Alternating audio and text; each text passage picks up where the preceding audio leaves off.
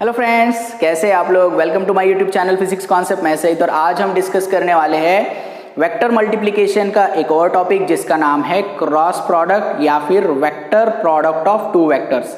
यानी आज हम क्या करने वाले, दो वेक्टर्स को मल्टीप्लाई करेंगे और जो रिजल्ट हम लोगों को मिलने वाला है उसको भी डायरेक्शन होंगी, यानी vector product of two vectors. देखिए लास्ट वीडियो में हम लोगों ने जो डिस्कस किया था वो स्केलर प्रोडक्ट डिस्कस किया था, जिसमें आने वाले आंसर को उसकी खुद की डायरेक्शन नहीं थी। देखिए लास्ट लेक्चर में हम लोगों ने क्या स्टडी किया था। लास्ट लेक्चर में हमने देखा था कि अगर p बार यानी p वेक्टर एक वेक्टर है, q वेक्टर एक दूसरा वेक्टर है और थीटा उनके बीच का अगर एक एंगल है जिसको हम कोसाइन एंगल कहते हैं, तो इनका जो मैग्नीट्यूड आएगा, दैट इज जो रिजल्टेंट आएगा, that will be equals to P Q cos theta होगा। इसका मतलब ये है कि हम तो मल्टीप्लाई कर रहे हैं दो वेक्टर्स को, लेकिन हमें आंसर मिल रहा है स्केलर। इसीलिए इसे हमने कहा था scalar product of two vectors. Scalar product of two vectors हम लोगों ने टू वेक्टर्स कहा था, राइट। बराबर है ना। इसको खुद की डायरेक्शन नहीं थी। जैसे कि अगर हम लोग एग्जाम्पल ले लेते हैं, वर्क हमने एग्जाम्पल लिया था। वर्क क्या होता है, फोर्स इंटू डिस्प्लेसमेंट होता है। तो क्या फोर्स वेक्टर नहीं है? फोर्स एक वेक्टर क्वांटिटी है। क्या डिस्प्लेसमेंट वेक्टर नहीं है? डिस्प्लेसमेंट एक वेक्टर क्वांटिटी है। पर क्या वर्क वेक्टर क्वांटिटी है? नहीं, बिल्कुल नहीं। वर्क डन जो है ये वेक्टर क्वांटिटी बिल्कुल भी नहीं है। वर्क डन वेक्टर नहीं है, ये स्केलर है। वर्क डन को डायरेक्शन नहीं होती। लेकिन आज हम क्या करने वाले हैं, आज हम पढ़ने वाले हैं कि किस तरह से दो वेक्टर्स को जब हम मल्टीप्लाई करेंगे तो हमें आंसर मिलने वाला है वेक्टर। ओके, पिछला जो प्रोडक्ट था हमारा उसको हमने कहा था डॉट प्रोडक्ट। क्या कहा था हमने उसको? डॉट प्रोडक्ट कहा था, राइट। इसको हम लोग कहेंगे डॉट प्रोडक्ट, राइट। और आज का जो प्रोडक्ट है वो है हमारा क्रॉस प्रोडक्ट। कौन सा प्रोडक्ट है आज हमारा? क्रॉस प्रोडक्ट के बारे में आज हम डिस्कस करने वाले हैं। तो देखिए पिछला वीडियो भी बहुत ज़्यादा इंपॉर्टेंट था, तो अगर आप लोगों ने मेरा पिछला वीडियो नहीं देखा होगा तो प्लीज़ जाकर पिछला वीडियो देख लीजिए। ओके, तो चलो हम लोग आज का टॉपिक स्टार्ट करते, जो कि है हमारा vector product of two vectors. देखिए इससे स्टार्ट करते हैं हम लोग छोटे छोटे कुछ एग्जाम्पल से। देखिए कभी कभी क्या होता है, कभी कभी हम दो वेक्टर्स को जब मल्टीप्लाई करते हैं तो उन्हें डायरेक्शन की कोई ज़रूरत नहीं होती या डायरेक्शन उसके रिजल्टेंट में नहीं आता। फॉर एग्जांपल अगर हम लोग कहें कि जब हम लोग फोर्स को डिस्प्लेसमेंट से मल्टीप्लाई करते हैं तो जो रिजल्ट आता है वो वर्क डन आता है, और डेफिनेटली वर्क डन एक स्केलर क्वांटिटी होती है। लेकिन ऐसा हमेशा नहीं होता। जैसे फॉर एग्जांपल अगर मान लीजिए आप क्या कर रहे हो, एक बॉटल लीजिए और बॉटल का जो क्या होता है उसको ढक्कन कहते हैं हम लोग, राइट। ढक्कन कहते हैं, ओके खैर। तो वो जो लीड होता है बेसिकली उसको घुमाइए। जब आप उसको घुमाते हो तो लीड ऊपर की तरफ आता है। ध्यान दीजिए आप, हाँ। जब हम उसको इस तरह से घुमाएंगे, इस तरह से हम ओपन करते हैं तो वो क्या होता है, ऊपर आता है, और टाइट करते तो नीचे जाता है। सिमिलरली और भी कुछ एग्जांपल्स है हमारे पास, जैसे कि फैन तो घूमता है इस तरह से, लेकिन उसकी हवा जो है वो नीचे की तरफ आती है। इसका मतलब ये है कि कभी कभी क्या होता है कि हम लोग जो प्रोडक्ट लेते हैं, यानी दो वेक्टर्स का जब प्रोडक्ट लेते हैं, राइट, उसका आंसर को भी डायरेक्शन होता है। यानी उसके आंसर को, यानी रिजल्टेंट जो मिलने वाला है उसको भी डायरेक्शन होती है। जैसे कि फॉर एग्जाम्पल टॉर्क, अगर हम बात करें टॉर्क की तो थोड़ी देर के लिए मैं बता देता हूं कि टॉर्क क्या होता है। टॉर्क एक तरह का टर्निंग इफेक्ट होता है। क्या होता है? टर्निंग इफेक्ट होता है। तो टॉर्क एक ऐसी क्वांटिटी है जो कि डायरेक्शन देती है, यानी डायरेक्शन होता है इसको। लेकिन ये किस चीज का प्रोडक्ट है? ये प्रोडक्ट है आर बार क्रॉस एफ बार का। ओके, मतलब ये कि देखिए ध्यान दीजिए, अगर मेरे पास एक स्पैनर है, स्पैनर मतलब क्या होता है? नट होता है ना, नट होता है। तो मान लो इस तरह से एक मेरे पास क्या है, नट है, और इस नट को मैं क्या करना चाहता हूँ, टाइट करना चाहता हूँ। तो ये मेरे पास एक स्पैनर है, ओके, और इस स्पैनर से मैं क्या करना चाहता हूँ, इस नट को टाइट करना चाहता हूँ। ओके, ये मेरे पास एक तरह का स्पैनर है। तो ये क्या है बेसिकली, इसको हम कहते हैं शाफ्ट। इसको हम मान लेते हैं एक वेक्टर जो कि आर बार है।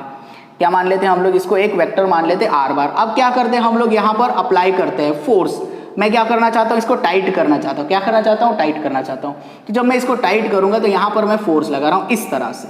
किस तरह से लगा रहा हूँ? इस तरह से नीचे लगा रहा हूँ। अच्छा, ये जो नट है, क्या नट नीचे की तरफ जा रहा है? Means I mean to say that ये क्या हो रहा है? टाइट हो रहा है। ये क्या हो रहा है? टाइट हो रहा है। ये ऐसा गोल घूम के अंदर की तरफ जा रहा है। राइट। कैसे जा रहा है? अंदर की तरफ जा रहा है। अगर आप इसको रिवर्स में घुमाएंगे तो ये बाहर की तरफ आ रहा है, राइट। इसका मतलब ये है कि जो हम काम कर रहे हैं यानी जो फोर्स लगा रहे हैं, उस फोर्स के वजह से ये चीज जब घूमती है, जो चीज घूम रही है उसका जो रिजल्ट आ रहा है, उसका जो इफेक्ट आ रहा है वो अंदर जा रहा है। कहां जा रहा है?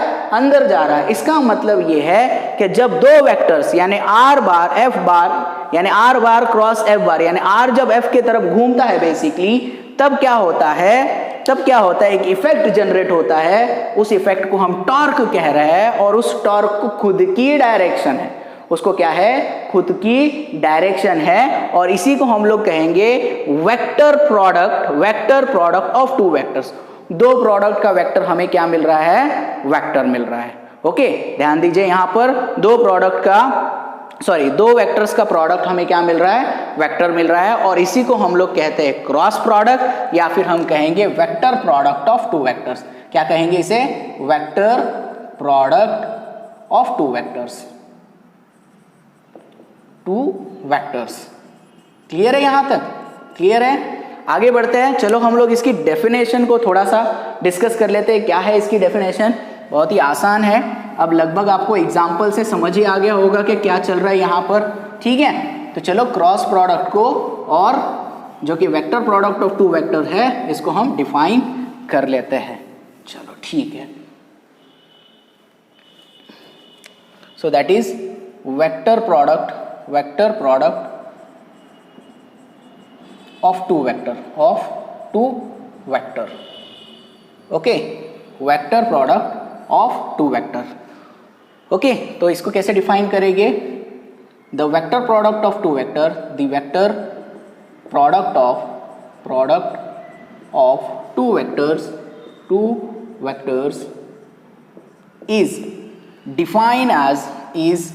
is defined as the product of magnitude of two vectors and the sign be the angle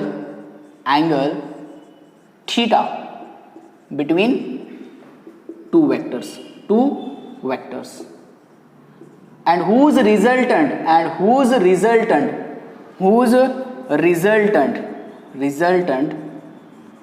is perpendicular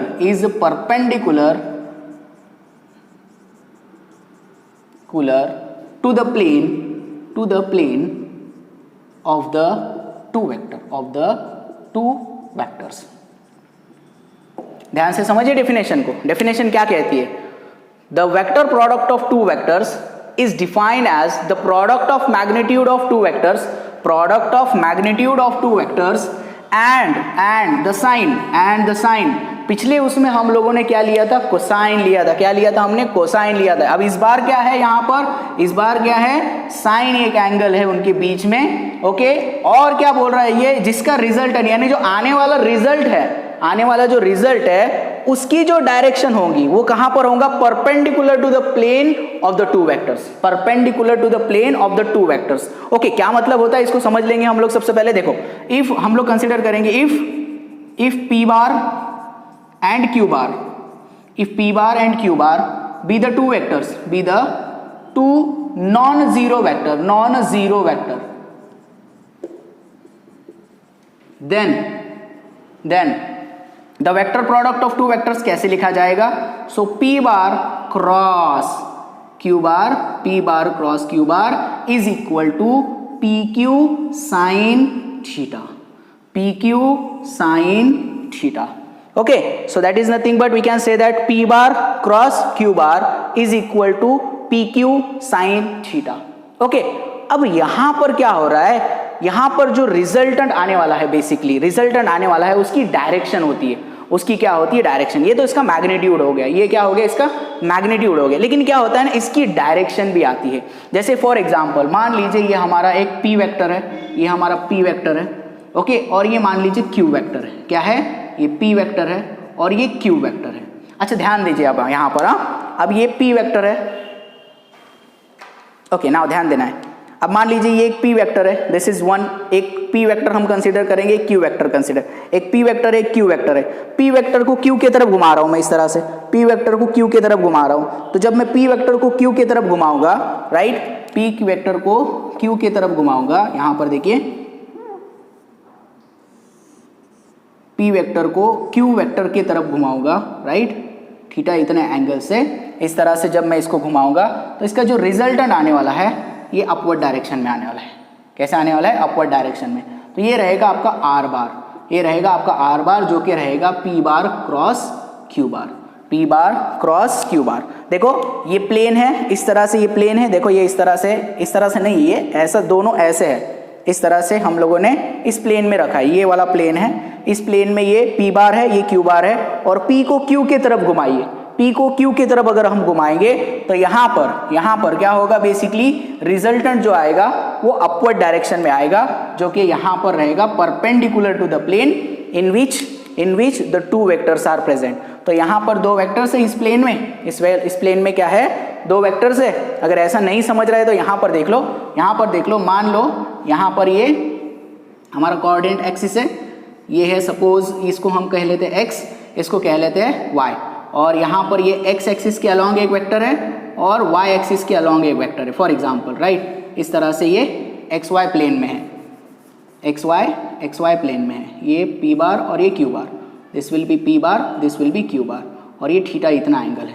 तो p बार जब q बार की तरफ घूमेगा, अब ध्यान दीजिए, अब ये ऐसा है, अब ये ऐसा केस है, राइट। अब p को अगर q के तरफ घुमाइए, देखिए ध्यान दीजिए, p को अगर q के तरफ घुमाएंगे ऐसे, राइट, हम डिस्कस करने वाले हैं राइट हैंड थंब रूल के बारे में, लेकिन यहाँ पर सिंपल है, ये देखिए इस तरह से आप घुमाएंगे इसको तो थंब की डायरेक्शन आपकी तरफ आ रही है, इसका मतलब इसका रिजल्टेंट कैसा आएगा, सामने की तरफ आएगा, इसका मतलब x और y से कैसा है, परपेंडिकुलर है, x और y से कैसा है, परपेंडिकुलर है। और वही डेफिनेशन में हम लोग देख रहे हैं, वही क्या देख रहे हैं, डेफिनेशन में देख रहे हैं कि जिसमें दो वेक्टर्स है, जिस प्लेन में दो वेक्टर्स है, राइट, जिस प्लेन में दो वेक्टर्स है, उस प्लेन को जो रिजल्टेंट आएगा वो कैसा होना चाहिए, परपेंडिकुलर होना चाहिए। क्या होना चाहिए, परपेंडिकुलर होना चाहिए। क्लियर है, यहाँ तक क्लियर है। अब जैसे कि यहाँ पर आप लोगों को थोड़ा सा कंफ्यूजन हो रहा होगा कि सर डायरेक्शन का तो ठीक है, समझ में आ गया, लेकिन डायरेक्शन डिटरमाइन कैसे करेंगे। तो डायरेक्शन को डिटरमाइन करने के यहाँ पर दो तरीके हैं, एक राइट हैंडेड स्क्रू रूल है या राइट हैंड थंब रूल हम यूज कर सकते हैं। बड़ा ही सिंपल सा कॉन्सेप्ट है, देख लेते हैं, चलो। ओके, तो राइट हैंडेड स्क्रू रूल क्या होता है, देखिए, if the right handed screw is placed with its axis perpendicular to the plane of p bar and q bar and is rotated from p bar to q bar through a small angle theta, then the direction in which the screw advances gives the direction of the p bar and q bar।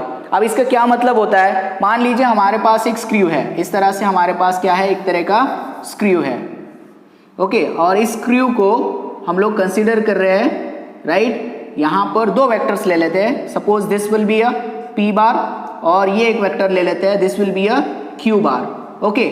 और यहाँ पर इन दोनों के बीच में जो angle रहेगा वो angle हम लोग क्या ले रहे हैं, थीटा ले रहे हैं। डेफिनेटली यहाँ पर क्या होता है, इसके थ्रेडेड होते हैं, इस तरह से ये थ्रेडेड होता है। तो क्या कह रहा है, if right handed screw is placed with its axis perpendicular to the plane, यानी यहाँ पर ये दोनों जो वेक्टर्स है, ये देखिए ये वेक्टर्स जो है, ये वेक्टर p बार है, ये वेक्टर q बार है, ओके। और इस वेक्टर्स के प्लेन के परपेंडिकुलर हमने स्क्रू को रखा है, परपेंडिकुलर टू हमने क्या रखा है, स्क्रू को रखा है। तो क्या बोल रहा है, ये क्या बोल रहा है कि अगर हम p से q की तरफ वेक्टर को रोटेट करेंगे, p से q की तरफ वेक्टर को रोटेट करेंगे, तो जो डायरेक्शन में स्क्रू एडवांस होगा मतलब जिस डायरेक्शन में वो मूव होगा वो डायरेक्शन होगी p बार q बार की, p बार क्रॉस q बार की, यानी रिजल्टेंट की। अल्टीमेटली यहाँ पर आपको मिलने वाला है r बार, जो कि रहेगा p बार क्रॉस q बार। तो इस तरह से आप क्या कर सकते हो, राइट हैंडेड स्क्रू के जरिए से क्या कर सकते हो, जो आने वाला रिजल्टेंट है उसकी डायरेक्शन को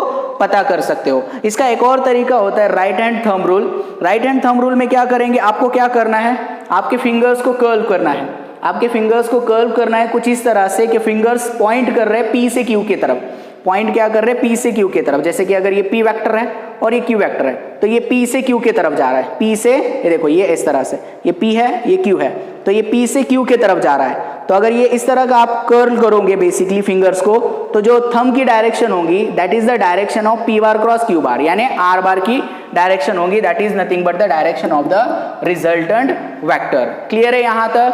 क्लियर है? ओके तो इस तरह से बेसिकली अगर P बार और Q बार इन दोनों का हम लोग अगर प्रोडक्ट लेते हैं, क्रॉस प्रोडक्ट लेते हैं, तो उनके रिजल्टेंट को भी डायरेक्शन होती है, और उनका रिजल्टेंट कहां पर होता है, तो उनका रिजल्टेंट होता है perpendicular to the plane in which that two vectors are present. यहां तक ये बात समझ में आ रही है आप लोगों को? यहां तक ये बात समझ में आ रही है? सो this will be nothing but the right hand screw rule, और इससे सबसे आसान तरीका तो जो है थंब रूल को आप यूज कर लो। एक क्वांटिटी दूसरे क्वांटिटी की तरफ अगर घूम रही है तो रिजल्टेंट जो आएगी that will be the thumb, यानी कर्ल फिंगर दिखा दो, कर्ल फिंगर दिखा दो। कर्ल फिंगर क्या बताना है, क्या रोटेशन हो रहा है, कौन से वेक्टर से कौन से वेक्टर की तरफ रोटेशन हो रहा है। फॉर एग्जांपल जैसे मैंने पिछली बार एक एग्जांपल लिया तो वही हम एग्जांपल यहाँ पर भी ले लेते हैं। That will be equals to, ये एक्स एक्सिस है, ये वाई एक्सिस है, और यहाँ पर ये मेरा पी वेक्टर है और यहाँ पर ये मेरा क्यू वेक्टर है। ओके पी वेक्टर है और ये क्यू वेक्टर है, और उनके बीच में एंगल कितना है, थीटा है। अभी ये कौन से प्लेन में है, ये एक्स वाई प्लेन में है। ठीक है तो घुमा लीजिए, ये देखिए थंब रूल लगा दीजिए, पी को क्यू की तरफ घुमाना है आपको, पी बार क्रॉस क्यू बार का आंसर चाहिए ना, पी बार क्रॉस क्यू बार का आंसर चाहिए। तो पी बार क्रॉस क्यू बार का आंसर यानी डायरेक्शन कहां पर आने वाली है, तो देखो कर्ल कर लीजिए, पी को क्यू की तरफ घुमा लीजिए, पी को क्यू की तरफ घुमा लीजिए। तो जब आप इसको घुमाएंगे तो थंब किधर की डायरेक्शन बता रहा है, आपकी तरफ की डायरेक्शन बता रहा है, ultimately perpendicular to the this plane, right, perpendicular to the X Y plane बता रहा है ये। तो इस तरह से बेसिकली हम लोग क्या कर सकते हैं, इसकी डायरेक्शन का पता लगा सकते हैं, क्योंकि हम लोग अभी क्या पढ़ रहे हैं, vector product of two vectors, यानी जो आंसर आने वाला है हम लोगों का वो भी क्या आने वाला है, यहाँ पर वेक्टर ही आने वाला है। इसके और भी बहुत सारे एग्जाम्पल्स होते हैं, जैसे कि कुछ एग्जाम्पल्स मैं आपको बता देता हूँ। एक तो हम लोगों ने लिया torque, right, torque bar is equal to क्या होता है, R bar cross F bar होता है, राइट। उसके बाद एंगुलर मोमेंटम भी होता है, बेसिकली एंगुलर मोमेंटम भी होता है, इसको डिनोट करते हैं एल बार से, that will be equals to R bar cross P bar होता है। ठीक है तो ऐसे और भी बहुत सारे एग्जाम्पल्स के बाद ओके और स्क्रू रूल के बाद अब हम लोग डिस्कस करते हैं geometrical interpretation of the vector product of two vectors. देखिए लास्ट लेक्चर में भी जब हम लोगों ने scalar product of two vectors लिया था तो वहाँ पर भी हम लोगों ने ज्योमेट्रिकल इंटरप्रिटेशन देखा था। अब यहाँ पर भी हम लोगों को देखना पड़ेगा कि ज्योमेट्रिकल इंटरप्रिटेशन से हम किस तरह से vector product of two vectors को रिप्रेजेंट करते हैं। तो यहाँ पर लिख लेते हैं, चलिए, that geometrical interpretation of cross product. अच्छा, इसके लिए हम लोगों को दो वेक्टर्स कंसीडर करना पड़ेंगे। चलो suppose P bar and Q bar be the two vectors in such a way that they act as a adjacent side of parallelogram, adjacent side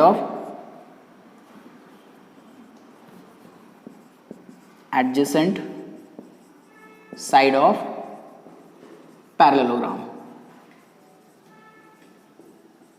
ठीक है ना, टेल से टेल कनेक्ट करेंगे। ओके इसको देखो, क्रॉस प्रोडक्ट में एक और नई चीज़ आपको बताता हूँ। टेल से टेल कनेक्ट होता है दो वेक्टर्स का क्या कनेक्ट होता है, टेल से टेल कनेक्ट होता है। तो देखो यहाँ पर अगर हम लोग ले, ये एक मेरा P वेक्टर है, यहाँ पर देखिए ये एक P वेक्टर है और ये हमारा एक दूसरा Q वेक्टर है। ओके ये Q वेक्टर है हमारा। ठीक है, अब थोड़ा सा इसको पैरेललोग्राम में हम लोग थोड़ा बना लेते हैं, तो इसको पैरेललोग्राम में हम लोग कन्वर्ट कर लेते हैं और यहाँ पे से एक परपेंडिकुलर यहाँ ड्रॉ कर लेते हैं। ठीक है, यहाँ पर जो थीटा बनेगा ये दोनों के बीच का क्या रहेगा, एंगल रहेगा। यहाँ पर आगे परपेंडिकुलर, नाम दे देते हैं OAB और ये D। ठीक है ना, क्या नाम दिया यहाँ पर, OA और ये OB, यानी OA वेक्टर मतलब P बार हो गया, OB वेक्टर मतलब Q बार हो गया। ठीक है, now we can say that angle, this will be nothing but the angle जो भी है थीटा, इनके बीच का एंगल है, so we consider that directly ले लेंगे यहाँ पर। Now draw perpendicular on OA। OA पे क्या किए, परपेंडिकुलर डाल दिए यहाँ पर। Okay, so BD is perpendicular to OA, that BD is perpendicular on what, OA। OA पे हमने यहाँ पर क्या कर दिए, परपेंडिकुलर ड्रॉ कर दिए। अब क्या करना है यहाँ पर, मुझे क्रॉस प्रोडक्ट चाहिए। Now the cross product of P bar and Q बार। तो P बार क्रॉस Q बार कैसे लिखेंगे, इसे लिखेंगे हम PQ sine theta, PQ sine theta, right. तो अगर P की बात करें तो ये हो गया OA, ये क्या हो गया OA, ये क्या हो गया OA। और अगर हम लोग Q की बात करें तो Q हो गया OB, Q क्या हो गया यहाँ पर OB साइन थीटा। लेकिन अगर हम डायग्राम में देखें, जरा ध्यान से देखो, ये थीटा है तो साइन थीटा क्या हो जाएगा, साइन थीटा हो जाएगा अपोजिट क्या है भाई, BD upon hypo that is OB। तो BD की वैल्यू कितनी आ गई, BD की वैल्यू आ गई यहाँ पर OB साइन थीटा। तो इसका मतलब ये है कि OB साइन थीटा के बदले, ये जो दिख रहा है आपको, ये OB साइन थीटा के बदले मैं डायरेक्ट BD पुट कर सकता हूँ। तो यहाँ पर आ गया P bar cross Q bar is equal to, यहाँ पर लिख लेता हूँ, that will be equals to OA into क्या लिखूँ, डायरेक्ट लिखूँ BD। तो OA क्या है, OA तो बेस है, OA बेस है, और ये क्या है BD हाइट है। तो बेस इंटू हाइट क्या हो गया, एरिया ऑफ पैरेललोग्राम हो गया ये तो, is equal to area of parallelogram. Okay, so इसका मतलब ये है कि vector product of two vectors, right, may be equal to the area of the parallelogram in which the two vectors act as a adjacent side of the parallelogram, in which the two vectors are act as a adjacent side of the parallelogram। तो basically ये होता है इसका geometrical interpretation. Okay, I hope you understand that, right. तो अगर P bar cross Q बार निकाल रहे हो, एक हिसाब से आप एरिया ऑफ पैरेललोग्राम ही निकाल रहे हो। समझ में आ रहा है ये बात? ओके, चलो आगे चलते हैं और इसकी प्रॉपर्टी डिस्कस कर लेते हैं। चलो अभी प्रॉपर्टीज ऑफ क्रॉस प्रोडक्ट देख लेते हैं। प्रॉपर्टीज ऑफ क्रॉस प्रोडक्ट, आप इसको वेक्टर प्रोडक्ट भी कह सकते हो, प्रोडक्ट, ठीक है। चलो सबसे पहले तो मैं बता दूं, क्या पिछले वेक्टर प्रोडक्ट में हम लोगों ने क्या देखा था, क्या P बार डॉट Q बार को आप डायरेक्टली लिख सकते थे Q बार डॉट P बार, यानी यहाँ पर कम्यूटेटिव लॉ बड़े ही आसानी से, बड़ी अच्छी तरह से क्या हो रहा था, ओबे हो रहा था। अब वेक्टर प्रोडक्ट में ऐसा बिल्कुल भी होने वाला नहीं, राइट, क्योंकि वेक्टर प्रोडक्ट होता है anti commutative law. Okay, so the vector product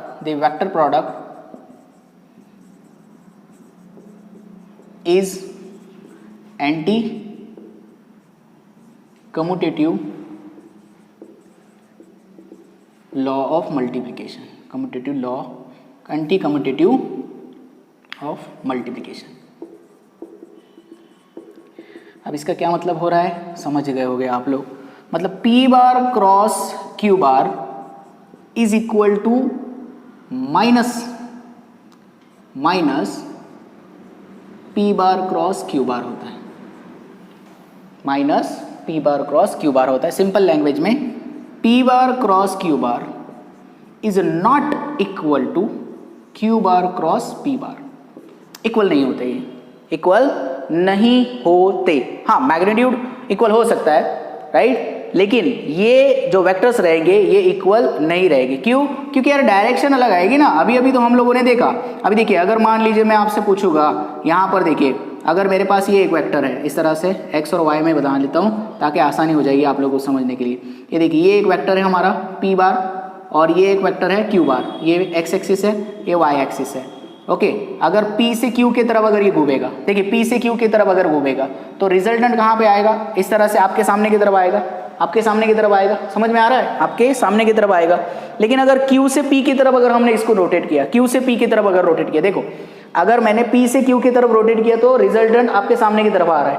लेकिन अगर मान लीजिए मैं Q से P की तरफ रोटेट कर रहा हूँ, ये देखिए तो थंब किधर जा रहा है, अंदर की तरफ जा रहा है। इसका मतलब ये है क्या, अगर ये केस लेंगे तो अलग डायरेक्शन आ रही है, ये केस लेंगे तो अलग डायरेक्शन आ रही है, और ये वाला केस लेंगे यानी ये वाला केस लेंगे तो अलग डायरेक्शन आ रही है। इसका मतलब ये है कि ये कम्यूटेटिव लॉ को ओबे नहीं करता है, right. So it does not obey the commutative law of multiplication. Okay यानी P बार क्रॉस Q बार को आप Q बार क्रॉस P बार नहीं लिख सकते। ओके नाउ सेकेंड, ये ओबे करता है distributive law of, okay it obey the distributive law,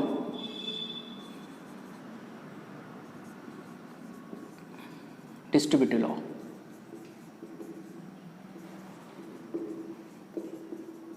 okay कैसे, मान लो यहां पर हम लोग ले रहे हैं suppose P bar cross Q bar cross R बार, ऐसे लिख रहे हैं। सो इसको हम ऐसे लिख सकते हैं P बार क्रॉस Q बार plus P bar cross R बार, ठीक है। इस तरह से क्या कर सकते हैं हम लोग, इसको लिख सकते हैं। आगे चलते हैं नेक्स्ट, मान लो अगर हम लोग कहेंगे कि भाई अगर दो वेक्टर से, अब थीटा की बात कर लेते हैं, थीटा की बात कर लेते हैं, एंगल्स की बात कर लेते हैं। सो अगर मान लीजिए थीटा की value, if angle between two vectors is zero, मतलब थीटा की वैल्यू अगर जीरो है, अगर थीटा की वैल्यू जीरो है तो इसका क्या मतलब होगा, तो इसका रिजल्टेंट क्या आने वाला है, जीरो आने वाला है। Hence the resultant magnitude will be equals to zero, यानी P bar cross Q bar क्या लिखते हैं हम लोग, PQ साइन थीटा लिखते हैं, साइन थीटा लिखते हैं। थीटा कितना है, जीरो, साइन जीरो कितना होता है, zero. So that will be equals to P bar cross Q bar is equal to zero, P bar cross Q bar is equal to zero. Okay angle अगर zero हो गया, angle अगर zero हो गया तो साइन जीरो कितना आएगा, zero आएगा। सो that will be the zero. लेकिन मान लीजिए अगर एंगल 90 डिग्री पे है, अगर एंगल 90 डिग्री पे है, if theta is equal to 90 degree, right. इसका क्या मतलब है, दोनों परपेंडिकुलर अगर है, if the two vectors are perpendicular to the each other, then what happen actually, see here P bar cross Q bar क्या आएगा, PQ sine theta. Okay theta कितना है, 90 डिग्री है, तो साइन 90 कितना होता है, साइन 90 कितना होता है, साइन 90 होता है 1, तो P bar cross Q bar कितना आएगा, PQ। ओके इसका मतलब ये है कि if the two vectors are perpendicular to each other then their vector product of two vector is nothing but the product of magnitude of the two vectors. Okay now अगर ये anti parallel है तो vector product of two anti parallel vectors, मतलब यार angle कितना हो गया, 180 degree का हो गया। So theta will be equals to 180 degree, तो 180 डिग्री मतलब P bar cross Q bar is equal to PQ sine theta, और ये n कैप आ जाएगा यहाँ पर यूनिट वेक्टर, तो यहाँ पर आपको मिलेगा जीरो वेक्टर। जिस तरह से यहाँ पर मिला था आप लोगों को zero vector, this will be N cap, यहाँ पर लिखना भूल गए थे हम लोग। ओके एन कैप क्या है, एन कैप क्या है, एक तरह का यूनिट वेक्टर है, डायरेक्शन वेक्टर है। Okay so P bar cross Q bar will be equals to zero आ गया, ठीक है। अब अगर हम लोग दो पैरेलल वेक्टर्स लेंगे, if we take the two parallel vectors, again the answer will be equals to zero. Answer क्या आएगा, वहां पर जीरो आ जाएगा। अब हम बात करते हैं ऑर्थोगोनल वेक्टर के प्रोडक्ट की। ऑर्थोगोनल वेक्टर्स हमने पढ़ा था आई जे के, राइट। आई जे के क्या होते हैं, ऑर्थोगोनल वेक्टर्स होते हैं जिनको हम ऑर्थोगोनल यूनिट वेक्टर्स भी कहते हैं। ओके तो ऑर्थोगोनल यूनिट वेक्टर्स का प्रोडक्ट देखते हैं क्या आता है, vector product of orthogonal vectors. Okay और आपको पता ही है ऑर्थोगोनल वेक्टर्स क्या होते हैं, राइट। आई जे के ये ऑर्थोगोनल वेक्टर्स होते हैं। मान लो यहाँ पर इस तरह से मैं आई जे के बना लेता हूँ, this will B Okay, this will be I cap, this will be J cap and this will be suppose K cap. ठीक है, तो देखिए यहाँ पर अगर हम लोग दो सेल्फ ऑर्थोगोनल वेक्टर लेते हैं, मतलब इट सेल्फ अगर हम लोग लेते हैं तो क्या होता है basically, if I cap, J cap and K cap be the unit vectors along x, y and z, then so we can say that I cap cross I cap को कैसे लिखेंगे, I into sin theta into n cap. लेकिन I cap cross I cap अगर हम लेंगे, इसका मतलब ये है जो दोनों एक साथ है एक ही डायरेक्शन में, तो यहाँ पर कितना हो जाएगा, एंगल 0 हो जाएगा. और अगर एंगल 0 हो जाएगा तो साइन 0 कितना हो जाएगा, 0 हो जाएगा. यानी I cap cross I cap क्या लिख सकते हैं आप लोग, 0 वेक्टर लिख सकते हैं. क्या लिख सकते हैं यहाँ पर, 0 वेक्टर लिख सकते हैं. सिमिलरली यहाँ पर हो जाएगा क्या, that will be equals to J cap cross J cap is equal to K cap cross K cap हम लिख सकते हैं, K cap cross K cap. Okay, और मान लीजिए और एक चीज हम डिस्कस करेंगे यहाँ पर. अगर मान लीजिए हम लोग दो परपेंडिकुलर वेक्टर्स लेते हैं, if two unit vectors are perpendicular. Okay, जैसे कि I cap cross J cap अगर हम लेते हैं, I cap cross J cap क्या मिलेगा आपको, I cap cross J cap is equal to K cap. कैसे, देखो I को J की तरफ घुमाओ, I को जब J की तरफ घुमाओंगे तो रिजल्टेंट क्या मिलेगा, K cap मिलेगा. क्या मिलेगा, K cap मिलेगा, राइट. इसके बाद अगर हम लोग J cap cross K cap क्या आएगा, J cap cross K cap, J को K की तरफ घुमाओ क्या मिलेगा, I मिलेगा. ये देखो J को K की तरफ घुमाओ क्या मिलेगा, I मिलेगा. This will be I cap, right. और K cap cross I cap कितना मिलेगा आपको, that will be equals to K cap cross I cap will be equals to J cap. क्या आ जाएगा, J cap. ओके, तो इस तरह से अगर हम क्लॉकवाइज डायरेक्शन में जाएंगे तो ये सारे के सारे पॉजिटिव मिलेंगे, सॉरी एंटी क्लॉकवाइज डायरेक्शन में जाएंगे तो पॉजिटिव मिलेंगे, और अगर क्लॉकवाइज डायरेक्शन में जाएंगे तो क्या आ जाएगी, निगेटिव आ जाएगी. जैसे कि J cap cross I cap अगर हम देखेंगे, ये देखो J cap cross I cap, right. J को I की तरफ घुमाओ, पहले वेक्टर इधर आपके सामने की तरफ मिल रहा था, अब किधर मिल रहा है, अंदर की तरफ मिल रहा है, तो इसको लिखेंगे हम लोग minus K cap. Okay, K cap cross J cap minus I cap. और यहाँ पर देखिए this will be I cap cross K cap, that will be equals to minus J cap. Okay, तो इस तरह से आप क्या याद रख सकते हो, इस तरह से अगर आप क्लॉकवाइज डायरेक्शन में जाओगे, this will be equals to suppose I cap, this will be equals to J cap and this will be equals to suppose K cap. Okay, K cap हम लोग ले लेंगे, राइट. इस तरह से तो ये clockwise anti clockwise direction, sorry clockwise बार बोल रहा हूँ, this will be positive direction. Okay, ये क्या आ जाएगी, पॉजिटिव आ जाएगी. और अगर हम लोग इसको एंटी क्लॉकवाइज डायरेक्शन में लेंगे तो ये क्या हो जाएगी, निगेटिव डायरेक्शन हो जाएगी. ओके, तो क्लियर है. देखो ये बहुत ज़रूरी है याद रखना आपके लिए, it is very important to remember this things, very IMP. Okay, आगे न्यूमेरिकल सॉल्व करने में इनका बहुत ज़्यादा यूज़ होता है.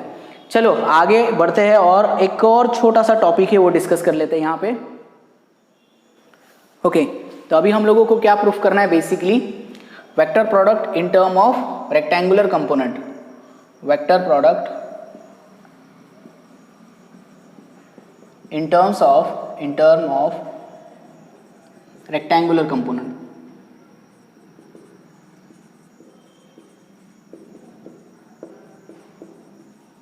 बहुत ज़्यादा मुश्किल नहीं है, लास्ट की तरह ही है बेसिकली, लास्ट हम लोगों ने जिस तरह से डिस्कस किया था. लेकिन इसके लिए आपको ये याद रखना ज़रूरी है, हम सबको पता है that is I cap cross I cap is equal to J cap cross J cap is equal to K cap cross K cap. क्या होता है, 0 होता है. क्या होता है, 0 होता है. उसके बाद I cap cross J cap, I cap cross J cap क्या होता है, K cap होता है. ओके, उसके बाद J cap cross K cap क्या होता है, J cap cross K cap क्या होता है, I cap होता है. उसके बाद K cap cross I cap क्या होता है, तो ये J cap होता है. ठीक है. नाउ इसको उल्टा अगर हम कर देंगे जे कैप क्रॉस आई कैप अगर हम लोग कहें तो माइनस के कैप हो जाएगा, के कैप क्रॉस जे कैप अगर हम लोग कहें तो माइनस आई कैप हो जाएगा, और आई कैप क्रॉस के कैप करें तो यहाँ पर माइनस जे कैप हो जाएगा। ओके, बहुत ही सिंपल है, इसको आपको याद रखना है क्योंकि यहाँ पर यूज होने वाला है ये।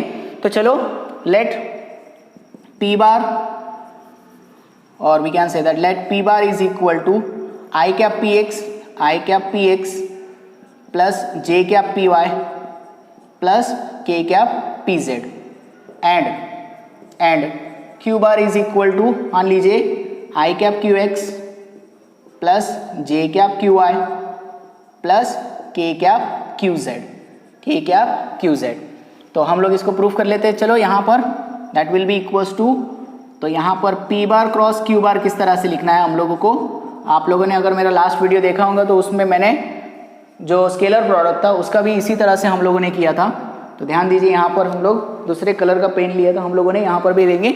ओके, तो सबसे पहले ये लिख लेते हैं I cap P X plus J cap P Y plus K cap P Z into cross करेंगे इस बार, that will be equals to I cap Q X plus J cap Q Y plus K cap Q Z. ठीक है ना। अब क्या करेंगे, इसकी एक टर्म को राइट इसके पूरे टर्म से मल्टीप्लाई कर देंगे। ठीक है, इस एक टर्म से इस पूरी टर्म को मल्टीप्लाई करेंगे, means I cap P X cross this will be equals to, ये वाली पूरी टर्म आ जाएगी यहाँ पर I cap Q X plus J cap Q Y plus K cap Q Z. Okay, plus यहाँ पर फिर से लेंगे ये, that will be equals to J cap P Y cross, okay cross, that will be equals to I cap Q X plus J cap Q Y plus K cap Q Z plus that will be equals to K cap P Z. क्या आएगा यहाँ पर फिर से, that will be equals to I cap Q X plus J cap Q Y plus K cap Q Z. ठीक है, बस अब मल्टीप्लाई करते जाना है आपको, I cap cross I cap एक ब्रैकेट में लीजिए, I cap cross I cap एक ब्रैकेट में लीजिए। ओके, दूसरे ब्रैकेट में P X Q X right plus I cap cross J cap दूसरे ब्रैकेट में लिखिए, और इसमें रहेगा P X Q Y plus यहाँ पर ध्यान दीजिए I cap cross K cap एक ब्रैकेट में रहेगा और दूसरे ब्रैकेट में रहेगा P X Q Z right, plus यहाँ पर ये J cap cross I cap एक ब्रैकेट में रहेगा, दूसरे ब्रैकेट में रहेगा P Y Q X plus J cap cross J cap एक ब्रैकेट में रहेगा, दूसरे ब्रैकेट में रहेगा P Y Q Y plus J cap cross K cap एक ब्रैकेट में रहेगा और दूसरे ब्रैकेट में क्या रहेगा पी वाई क्यू जेड। ठीक है, प्लस ये वाला ब्रैकेट बाकी है अभी, के कैप इंटू पी जेड, तो के कैप एक ब्रैकेट में आ जाएगा क्रॉस आई कैप, दूसरे ब्रैकेट में रहेगा P Z Q X plus K cap cross J cap एक ब्रैकेट में आ जाएगा, दूसरे ब्रैकेट में रहेगा P Z Q Y plus K cap cross K cap एक ब्रैकेट में आ जाएगा, दूसरे ब्रैकेट में क्या रहेगा P Z Q Z. Okay, चलो अब यहाँ पर ये यूज़ करने की बारी आ चुकी है, ध्यान से जरा, आई कैप क्रॉस आई कैप 0 होता है तो ये पूरा गया, ये यहाँ से कट गया। ठीक है, आई cap cross J cap, I cap cross J cap क्या होता है के कैप होता है, तो ये टर्म हो गई हमारी के कैप, ये क्या हो गया के कैप। ठीक है, तो यहाँ लिख लेते हैं इक्वल टू ये 0 हो गया, ये हो गया हमारा के कैप, ब्रैकेट में क्या बचा पी एक्स क्यू वाई बचा। ठीक है, अब यहाँ पर I cap cross K cap ढूंढिए, I cap cross K cap, this will be I cap cross K cap minus J cap, क्या आ गया यहाँ माइनस जे कैप आ गया, और यहाँ पर क्या बचा पी एक्स क्यू जेड बचा। ठीक है, आगे बढ़ते हैं, this will be J cap cross I cap minus K cap, bracket में क्या बचा पी वाई क्यू एक्स। ठीक है, आगे बढ़ते हैं, plus J cap cross J cap क्या आ जाएगा 0 आ जाएगा, क्या आ गया यहाँ पर ये जीरो आ गया, पूरा जीरो हो गया। अब J cap cross K cap देखिए, J cap cross K cap, J cap cross K cap I cap, तो प्लस आई कैप, उसके दूसरे ब्रैकेट में रहेगा P Y Q Z, P Y Q Z. K cap cross I cap, K cap cross I cap ढूंढिए, K cap cross I cap क्या हुआ यहाँ पर, जे कैप, क्या आ गया यहाँ पर, जे कैप। तो हम लोग लिखेंगे plus J cap P Z Q X, P Z Q X, ठीक है। और यहाँ पर क्या आ गया, यहाँ पर के cap cross J cap, K cap cross J cap minus आई कैप, क्या आ गया, माइनस आई कैप। और ये ब्रैकेट में क्या बचा, P Z Q Y, P Z Q Y. और ये आखिरी क्या हो गया, कैंसिल हो गया, ये चला गया, जे कैप क्रॉस जे कैप चला गया, ठीक है। यहाँ पर ये बचा, तो आई की टर्म को साथ में लिख लेते हैं और जे की टर्म को साथ में लिख लेते हैं। तो सबसे पहले पॉजिटिव वाली आई ले लेते हैं, तो पॉजिटिव वाली आई ये है P Y Q Z minus P Z Q Y, P Z Q Y, okay, into I cap, ठीक है। उसके बाद प्लस जे कैप की टर्म ढूंढ लीजिए, जे कैप की टर्म प्लस ये है, तो जे कैप इंटू ये आएगा P Z Q X, P Z Q X. और ये माइनस वाली टर्म देखिए यहाँ पर है, क्या है ये, P x minus P X Q Z, ठीक है। प्लस के कैप ले लीजिए, के कैप की प्लस वाली टर्म देख लिए, के कैप की प्लस वाली term P X Q Y, this will be equals to P X Q Y minus K cap की टर्म कौन सी है, माइनस के कैप की टर्म ये है, that will be equals to P Y Q X, P Y Q X, okay. तो ये हो गया हमारा cross product P bar cross Q bar. अरे बाप रे, ये तो बहुत बड़ा है और बहुत मुश्किल लग रहा है, कोई बात नहीं, इसको हम लोग और भी सिंपल तरह से कर सकते हैं, डिटर्मिनेंट निकालकर। कैसे निकालकर, डिटर्मिनेंट निकालकर। अगर आप इसका डिटर्मिनेंट लोगे, इसका अगर आप डिटर्मिनेंट लोगे तो भी आंसर वही आता है, ठीक है। तो P Y Q Z minus P Z Q Y I cap plus J cap into P Z Q X minus P X Q Z plus K cap into P X Q Y minus P Y Q X, okay. तो इस तरह से basically हम लोग क्या कर सकते हैं, इसे रेक्टेंगुलर कंपोनेंट में क्या कर सकते हैं, लिख भी सकते हैं, ओके। इसको हम लोग डिटर्मिनेंट फॉर्मेट में भी बना सकते हैं। तो डिटर्मिनेंट फॉर्मेट में कैसे लिखेंगे, वो तो और भी आसान हो जाता है, देख लीजिए आप।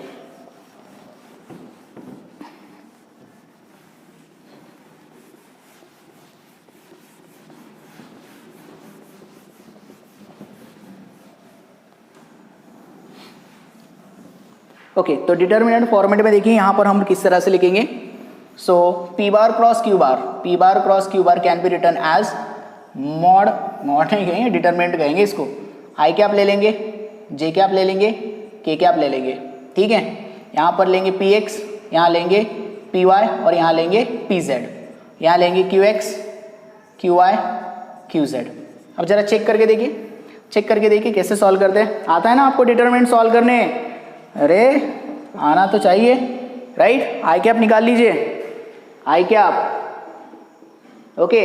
ब्रैकेट में क्या बचता है, पी वाई क्यू जेड, इसको बंद कर दीजिए, इसको छुपा लीजिए, क्या है आप, P Y Q Z minus P Z Q Y, right, आगे ना, P Y Q Z minus P Z Q Y बराबर है यहाँ पर। और उसी तरह से आप क्या कर सकते हैं, बाकी की चीजें सॉल्व कर सकते हैं। जे कैप लेके इसको छुपा लीजिए, क्या बनता है यहाँ पर, क्या बनता है, पी जेड क्यू एक्स, ये देखिए, इसको छुपा लीजिए इस तरह से, ध्यान दीजिए यहाँ पर, देखिए ये यहाँ पर इसको, ये बीच वाले को और इसको छुपा लीजिए, क्या बन रहा है यहाँ पर, पी जेड क्यू एक्स, ये देखिए पी जेड क्यू एक्स और P X Q Z, okay. तो इस तरह से क्या कर सकते हैं आप लोग, डिटर्मिनेंट के फॉर्मेट में भी इसको याद रख सकते हैं। ज़्यादा करके यही बहुत ज़्यादा आसान होता है, तो आप लोगों को इसको अच्छे से कर लेना है, ओके। प्रैक्टिस करना पड़ेगी थोड़ी, बट हो जाएगा।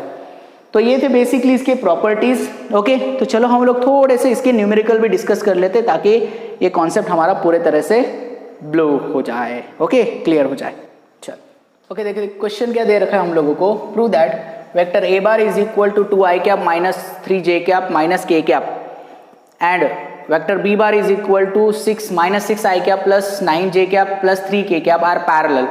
आपको ये प्रूफ करके बताना है। अब देखिए, अगर ये दो वेक्टर्स अगर पैरेलल हमें प्रूफ करने हैं, यानी इसका क्रॉस प्रोडक्ट कितना आना चाहिए, इसका क्रॉस प्रोडक्ट 0 आना चाहिए। यानी हम लोगों को सिंपली प्रूफ करना है कि ए बार क्रॉस बी बार क्या आना चाहिए, 0 आना चाहिए। अगर आंसर 0 आता है तो ये पैरेलल है, अगर नहीं आता है तो पैरेलल नहीं है। तो क्या करेंगे यहाँ पर डिटरमिनेंट के फॉर्मेट में लिख लेते हैं। चलिए ए बार क्रॉस बी बार, ए बार क्रॉस बी बार को हम डिटरमिनेंट के फॉर्मेट में लिख लेंगे। तो ये आ गया हमारा आई कैप, ये आ गया हमारा जे कैप और ये के कैप। ठीक है, आई cap J cap K cap के फॉर्मेट में लिख लिए। तो यहाँ पर लिखेंगे हम लोग ए एक्स, राइट, ए वाई और ये ए जेड। ओके, और यहाँ पर लिखेंगे बी एक्स, ये आएगा बी वाई, राइट, और ये बी जेड। बराबर है ना। इसी को फिर हम लोग लिख लेते हैं, वैल्यूज डाल देते हैं। यहाँ पर क्या आएगी वैल्यूज, आई कैप जे कैप और ये के cap, I cap J cap और ये के कैप। तो आई कैप में यहाँ पर देखिए 2, ठीक है, फिर -3, ओके, ये -1, ठीक है। और क्या है यहाँ पर बी बार में -6, ठीक है, -6 + 9 और यहाँ पर +3। अब देखिए इसको मैग्नीट्यूड में, सॉरी, इसको अगर मॉड में सॉल्व करना है तो कैसे सॉल्व किया जाता है। देखिए क्या करिए आप, आई कैप बाहर निकाल लीजिए और पहले को हम कैसे कंसीडर करते हैं, इसको और इसको गायब कर देते हैं। ओके, तो बची हुई टर्म्स लिख लीजिए, ये -3 9 -1 3, यानी -3, ओके, 9 और -1 3, -1 3। अब इनका क्या कर लेना है, मल्टीप्लिकेशन कर लेना है। यहाँ पर माइनस प्लस ले लेना है। ठीक है, तो ये जे कैप ले लेते हैं। ठीक है, अब जे कैप वाले इसको गायब कर देंगे यहाँ से। बचता क्या है, 2 - 6 -1 3, 2 - 6 -1 3, ठीक है, प्लस के कैप ले लेंगे। ठीक है, के कैप ले लेंगे। तो के कैप क्या बचा यहाँ पर, देखिए ये गायब कर देंगे इसको। तो क्या बचा 2, ये देखो 2 - 6, 2 - 6 और क्या बचा यहाँ पर -3 और ये 9 बचा। ठीक है, बस अब मल्टीप्लिकेशन कर लेते हैं इनका। ये आई कैप वैसे रहने दीजिए। ओके, आई कैप को वैसे रहने दीजिए।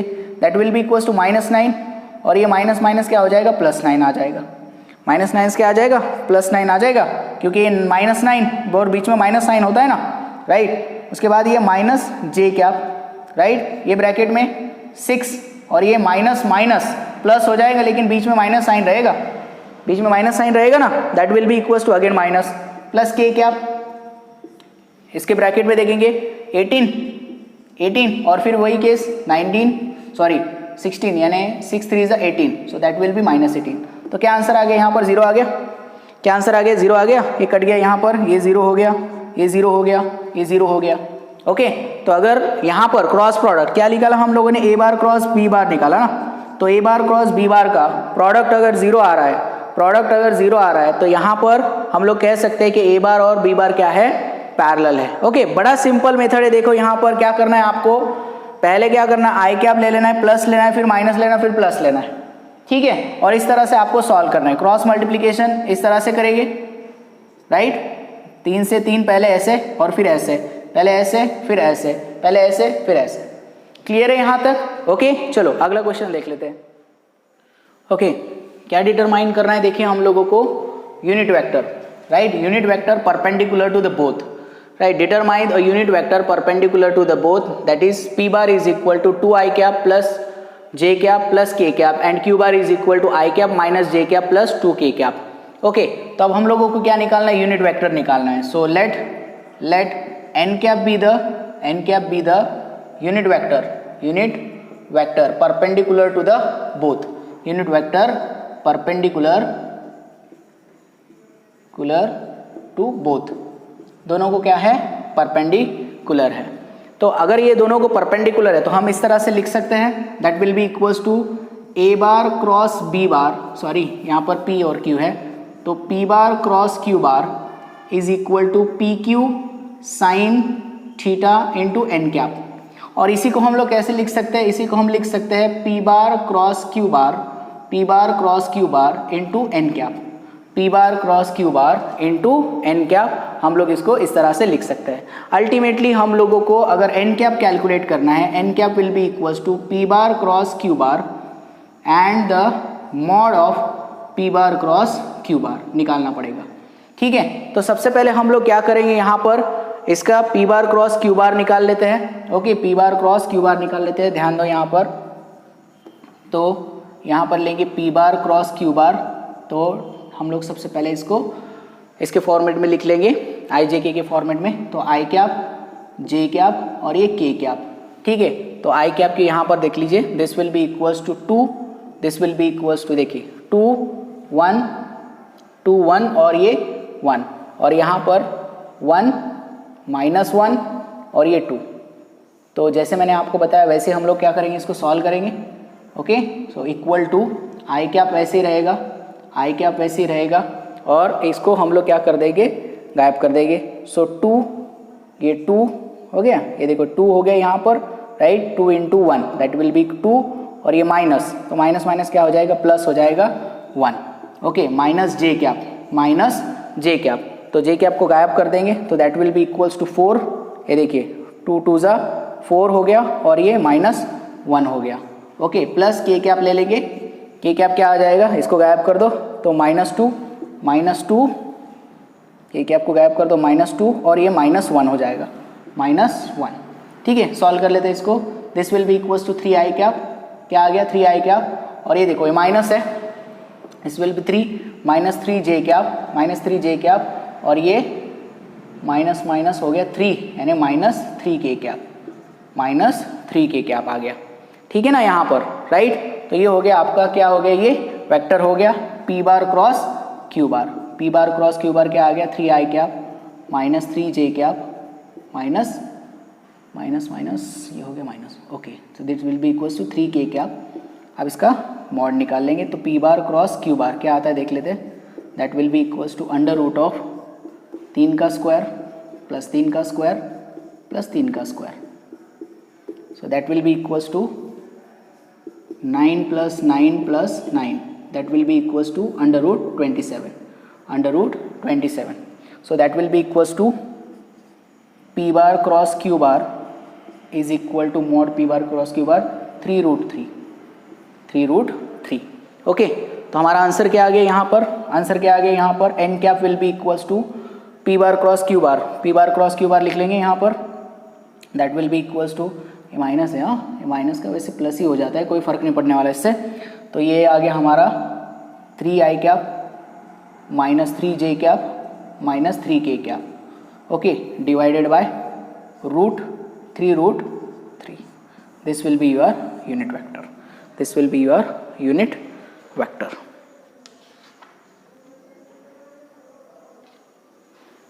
ओके, सो आई होप आप लोगों को आज का लेक्चर समझ में आया होगा, और अगर आपको आज का लेक्चर समझ में आया है तो please like my video, subscribe my channel, and thank you for watching.